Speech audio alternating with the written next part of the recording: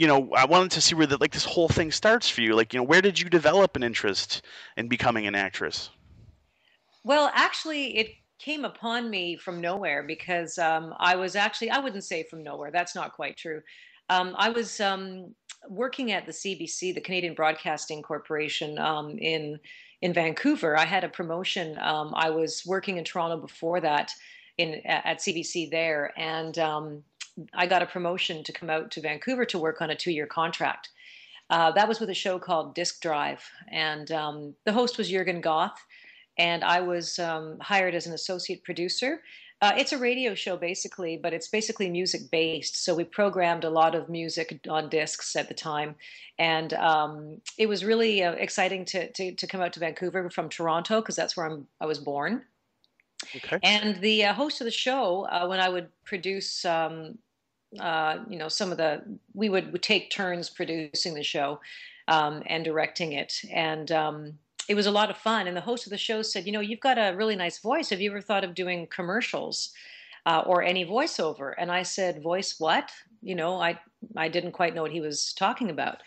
And he said, yeah, you should try it. I work at another radio station also, and we're going to be doing 21 commercials for Vancouver City Mall.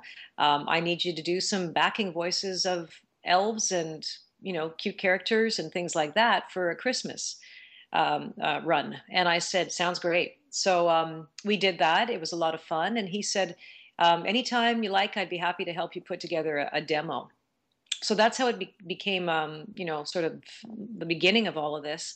And I had no idea where it was going to go because I didn't know what this was. I thought it was a fun hobby on the side, then it took off. So yeah, it was great. I did commercials, I did cartoons after that, and narration, the whole gamut. But I did have to put together a demo to get into it, and that's what he helped me with. Yeah. Nice.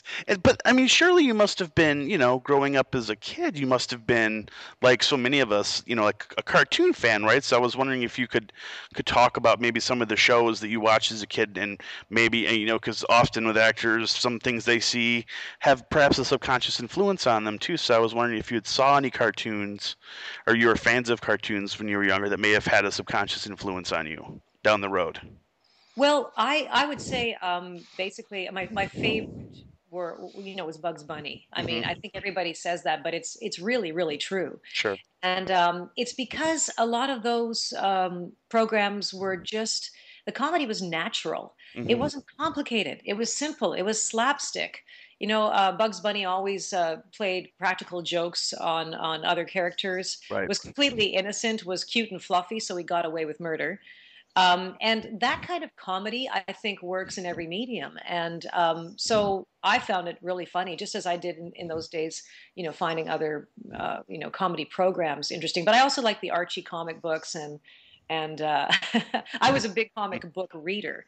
Sure. But I would say, as far as cartoons, the one that stands out is Bugs Bunny because it's natural comedy. It's not complicated. It's simple, and it's something we all relate to. So that's where I find comedy to be at its best. And that's why I like people like Jerry Seinfeld. Sure. The same Absolutely. sort of thing. It's just natural comedy. And I know we'll get to this probably soon, but that's what I find the writing to be like in My Little Pony. It's like there are natural things that and foibles that we all come in contact with in our day-to-day lives. And, that's why the writing's so good. It's like, the reruns of I Love Lucy. Right. It's the same sort of thing. It's just natural comedy. So that would have been my influence. Natural comedy and timeless idealism in many ways. And you kind of mentioned that, and I've seen you talk about it briefly in a couple other interviews, is how when you were in college, you were interested in sociology, and people have asked you about like the Brony cultural phenomenon in terms of sociological, viewpoints. So I wanted to see if you could sort of expound on that a little bit. I mean, why do you think it's become such a cultural phenomenon to date? I think it's become such a cultural phenomenon because I think it's answering a call that humans in general have, a basic need that humans have in day-to-day living, which I think is becoming a little bit more scarce in our time right now. And I think it relates to the youth in particular now, as well as the male population, which we know the bronies, a good portion of the bronies are males. from 18 to 30 or even younger and possibly slightly older. But I mean, there are girls too that are consider themselves brony, which I think is great. Sure. But I think what it is this particular show hit a chord and a need that was a call in society right now. I think there is a disconnect between one another in the sense of tactile communication, tactile connection. I think technology is fabulous, and I mean, I know for myself, if I didn't have it, Skype, then I would be more detached from my family in Ontario. But I think that roles are changing in this era. And I think that as far as the bronies are concerned, a lot of people have felt isolated. A lot of people, men have always wondered what their role has been as far as the machoism, their role, taking care of everybody, having to be brave, not showing emotions. And the truth of the matter is, whether you're a girl or a boy, or a man or a woman, you all have those same kinds of feelings. And I think that this show was a combination of being real and honest, but compassionate. You don't hear about good endings anymore. You hear about action. I mean, there is a variety. You do see that. I'm not saying exclusively you don't, but when there's a good ending, when there's a moral, when there's a solution as to how to turn troubles around and to share that with other people, it's appealing. It says, Right. I want to reach out for that. I want to be recognized, and I think the bronies. Represent some of that need that we all have. So it's wonderful that people have come forth and said, yeah, I was lonely. I didn't have friends. Or, you know what, this show is just really interesting. It's got adventure, but it's honest. It's not, it's cheeky. Everyone's has troubles, but there are solutions. So what's lovely about it is that it's visceral. So you can't even explain it. I can't even explain it. But what I know is that it's bringing people together. So to me, that's a sociological phenomenon because in sociology, we talk about what creates community. What are the factors or elements that bring people together to form community? And whatever it is that this show has triggered is creating community. And it's creating a community that's international, which has to mean that it has nothing to do with specific cultures. It has to do with humans, with people and heart and needs that we all have, regardless of gender, regardless of age, regardless of identity or labeling. We're coming together. And so, what's the common thread? I think it's a need to unite, to share our troubles, our joys, to come together again. And I think that technology, while it has brought us together in many, many ways, has also separated us from the one on one connectivity that we need. So that's a long, drawn out answer, but That's good. Yeah, I'm happy. Right. sociology is all about community and elements and values. And I think we value being recognized as important or of value, and we need to share that with each other. So this show kind of is a microcosm of those needs and patterns, and I think we relate to that. So Sure. look at how many people have been brought together across the globe because of these things. I think it's Right. wonderful. It's healing as well. Sure, but what are your thoughts on in terms of how how the media is perceiving bronies? I mean, certainly, we've seen jokes about bronies on Saturday Night Live, and we've seen these sort of snarky, articles in certain newspapers. I mean, why do you think it's so difficult for the media to understand bronies? Well, I think there's probably several reasons. One of them is a general reaction that not just the media have, but other people in general have. That's a human nature thing. I think it's based on fear sometimes and being afraid that, wow, you too could actually have, feelings that are relatable to the same gender or to, people who are different than you. It kind of boils back to basic fears of acceptance and identity. And I think it's also a product of not understanding. So it's like, if you take it down to a basic level of friendship, one person may see another person, they may be dressed differently or, speak a different language or something. I'm going very basic here.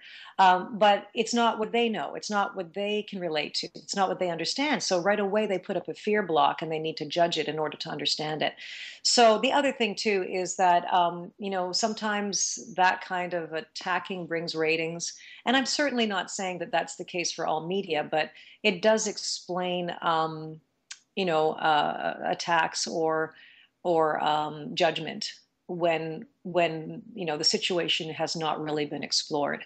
I do agree that with any show or series or program out there, that there definitely are groups that are not, probably, yeah, I'm trying to find the right term, that probably don't support the show itself or any show, where they have it's a sect that may be condemning, may be doing their own thing, so to speak, a small percentage, but it is a small percentage, and it does exist. That's true. But if you educate yourself and learn about it and know what it's about, there is no more fear. There is no unknown, so you feel comfortable, so you have no need to slag anyone. And I think I mean, it's a brunt of comic relief for some shows. They need material. It's Right. Yeah, I know. but I think what's really important is that that sort of thing can happen to absolutely any group with any identity out there in the world today, no matter. You can have the nicest group, the most supportive group in society, and someone's going to counter it for whatever their reasons are. Sure. So I think that brings us to another important point as to, if that's the case, then how do we respond? And the whole thing about the bronies is, to band together, to, promote friendship, tolerance, support. If that's what the Brony community is about, then they can stand tall, unite together, and let the rest of that, fall away. Right. They don't Sure. have to lock into that. They can stay strong and true and ignore it. Sure. And I have to say that from what I can see, the Brony community is a community that has so promoted charity around the world, not only just to one another, but to other groups locally and globally. And how can that be anything but wonderful? Absolutely. I agree with you completely. Yeah. So, so tell me about I kind of like to ask you about your process. Like, how what's your process like for for working on Spike? I mean, how did you find Spike's voice? Well, I've done so many boy voices over my voice acting career that it was another audition that came up at the time that required me to use a boy voice. And so the process itself was quite common for me in the way of, here's another audition, sounds like a wonderful show. Here are the specs. Here's what the picture of the character looks like. Let's prep that. Let's get into the character, be fluid with it, and present it and see what happens. So it really was just like any other show at that point for me when I came to audition for it. Although it did have a certain appeal already that some others didn't have. It was just unbelievably cute. So, and I thought, this guy's cuter than pie. So I had a personal attachment to him anyway. So I'd hoped I would get him. But the process is pretty much the same that it would be for any other character, where I'd have to prepare and attempt a boy type voice. Okay. And that's interesting that you mentioned that, because one of the fan questions I have was this girl wanted to know if there were any traits in Spike that you could relate to, and what are they, and why do you relate to them? Well, Spike has an innocence about him, and I'd like to think that I do. He, I guess my friends and colleagues can judge otherwise, maybe, but I see him as really being. I think innocence is a big factor about Spike because he's young. He hasn't had experience other than what he knows, and he's a little boy, so he's playful. He's got his moods, but he sees things simply as they are. When you have a child, a little infant or a child who's playing, they giggle, they laugh when they feel something's funny, or they fall asleep on a dime when they're tired.